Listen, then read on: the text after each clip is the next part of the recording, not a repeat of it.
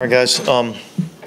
So that's it for the practices this week. Guys are going to be off for the next 3 days. We'll be back in here on Monday, get a little bit of bonus work on Carolina. So that's where we're at. You didn't see Jordan Mims out there? Yeah, it was just part of roster management stuff, with a couple of moves. So, but he's on the team, still with us.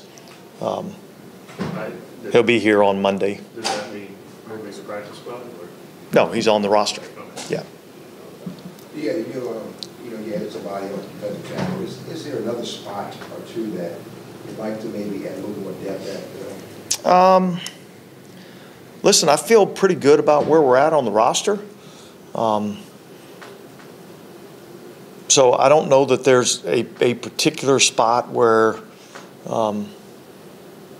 where we're necessarily looking that, oh man, we got to do something here.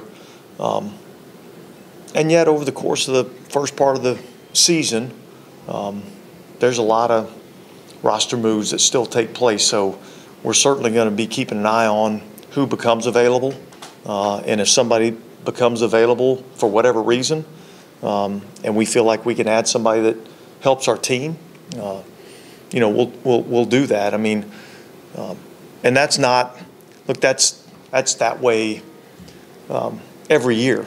There's always things that are happening, and you're always looking for ways that you can maybe improve the roster. But the reality is that when you get to this point, there's not a lot of options that become available. There's a few moves that kind of take place, but for the most part, this is who we're going to battle with. Tyrann Mathieu, even though the other safety spot has been a competition throughout camp, how much does he allow you how much does he kind of ease concerns at that general position when you have a guy like that?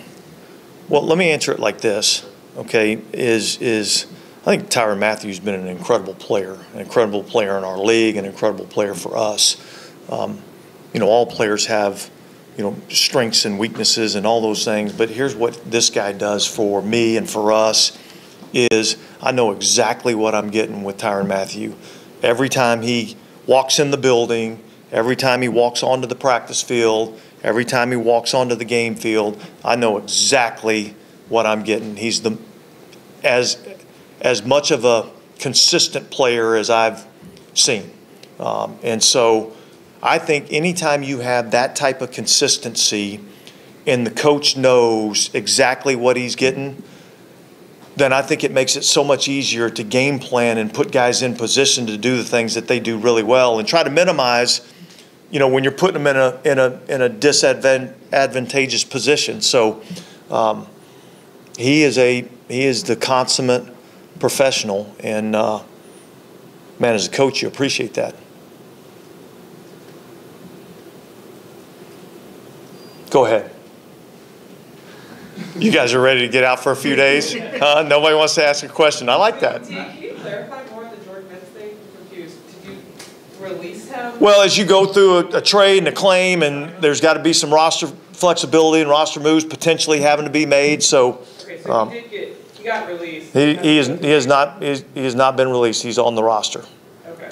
There's timing issues that go along with all these things in terms of when the report has to happen, when you turn in different things. So we didn't have to make any sort of roster move with him.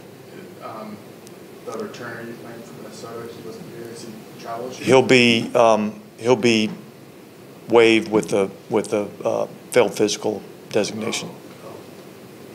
I don't know when that comes out. So. Proceed.